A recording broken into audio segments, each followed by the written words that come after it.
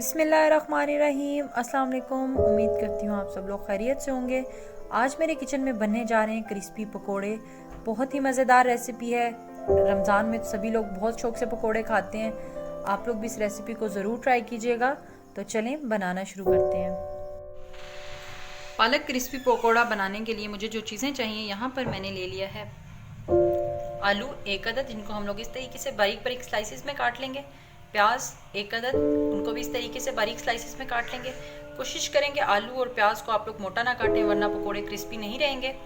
साथ में मैंने यहाँ पर ले लिया है मैदा 1 खाने का चम्मच, धनिया थोड़ा सा आप लोग ले लें अपनी मर्ज़ी से, सब्ज़ मिर्च 2 अदद, जिनको हम लोग इस तरीके से स्लाइसिस में काट लेंगे, मीठा सोडा चुटकी भर, पालक थोड़ी सी मैंने ले ली है, आप लोग अपनी मर्ज़ी से भी ले सकते हैं, बेसन 3 खाने के चम्मच। मसालों में यहाँ मुझे जो चीज़ें चाहिए, यहाँ पर मैंने ले लिया है नमक आधा खाने का चम्मच, अजवाइन 2 चुटकी, खुश्क धनिया 1 खाने का चम्मच, मोटी कुटी लाल मिर्च 1 खाने का चम्मच, ज़ीरा आप लोग उसको हल्का सा क्रश कर लें आधा खाने का चम्मच, मेथी आधा खाने का चम्मच। अब हम लोग इसको बनाना शुरू करते हैं। यहाँ पर मैंने एक बाउल में प्याज डाल दिया है, साथ में मैं इसके अंदर आलू मिक्स कर दूंगी।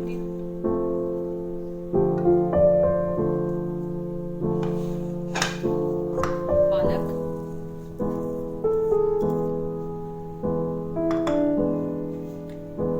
इसके साथ सब्ज़ मिर्ची डाल देंगे, इसको मिक्स कर लेंगे।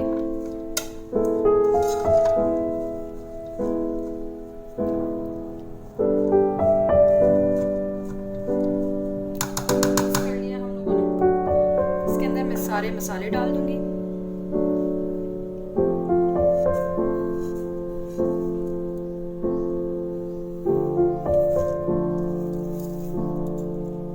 मसालों की क्वांटिटी आप लोग अपने हिसाब से भी ले सकते हैं। साथ में यहाँ पर मैं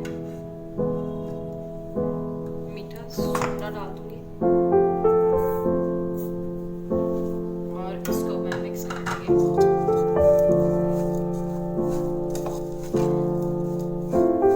इसके अंदर बाद में डालूंगी और मैदा भी जो है वो मैं इसके अंदर बाद में डालूंगी। बाद में डालने का मकसद ये है कि मैंने इसके अंदर मसाले के अंदर सारे मसाले अच्छे से मिक्स कर दिए हैं और इसको मैं 1 घंटे के लिए रख दूंगी।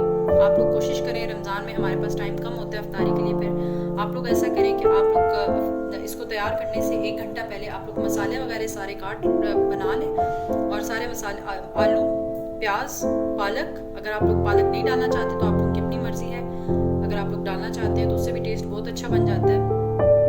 फिर इसके अंदर जितनी जितनी क्वांटिटी मैंने मसाले बताए हैं आप लोग वो डाल लें। स्पाइसेस आप लोग अपनी मर्जी से थोड़े ज़्यादा कर लें, कम कर लें। उसके बाद आप लोग इसको 1 घंटा रख दें। इससे ये होगा कि प्याज आलू जो है वो अपना पानी छोड़ देंगे। हम लोग उसी पानी के अंदर जो है वो बेसन डाल के इसको मिक्स कर लेंगे।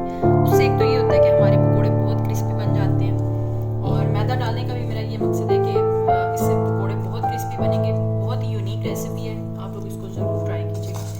तो चलें अब हम लोग इसको 1 घंटे के लिए रख देते हैं।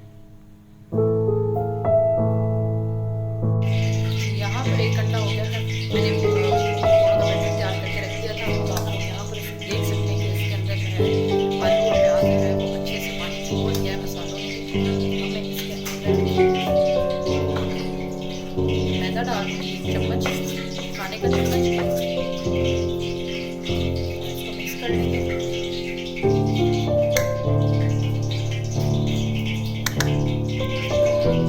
3 चम्मच मैं इसके अंदर बेसन डाल दूंगी। इसके साथ हम लोग देख लेंगे कि हमें बेसन की अगर और ज़रूरत पड़ी तो हम लोग इसके अंदर थोड़ा सा और बेसन डाल देंगे। कुछ लोग जो है वो बेसन ज़्यादा डालते हैं, ज़्यादा बेसन वाले पकौड़े पसंद करते हैं और कुछ लोग जो है वो कम बेसन वाले पकौड़े पसंद करते हैं। अब यहाँ पर देख सकते हैं मुझे बेसन की और ज़रूरत पड़ गई है, यहाँ पर थोड़ा सा और बेसन इसके अंदर डाल दूँ।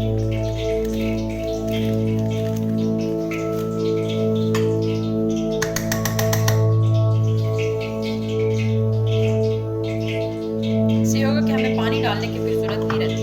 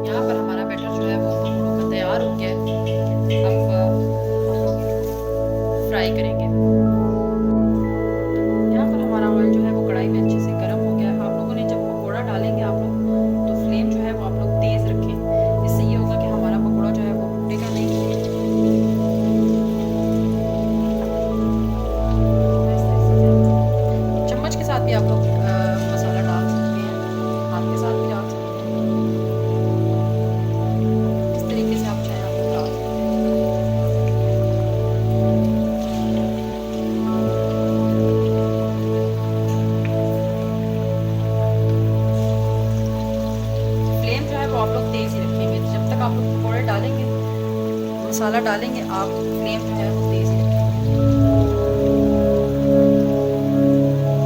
यहाँ पर बैटर मैंने डाल दिया। अब मैं फ्लेम जो है वो आहिस्ता करूँगी, नॉर्मल फ्लेम पर आपने अब इनको पकने देना है। यहाँ पर आप पकौड़ों ने रंग शुरू कर दिया, पलटा दें।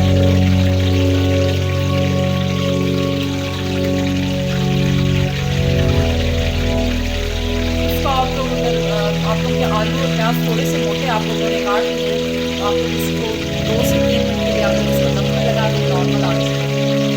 और उसके बाद जो है आप लोग फ्लेम जो है, जैसे ही आपको लगे कि आपका मसाला जो है वो अंदर से पक गया है, तो आप लोग फ्लेम जो है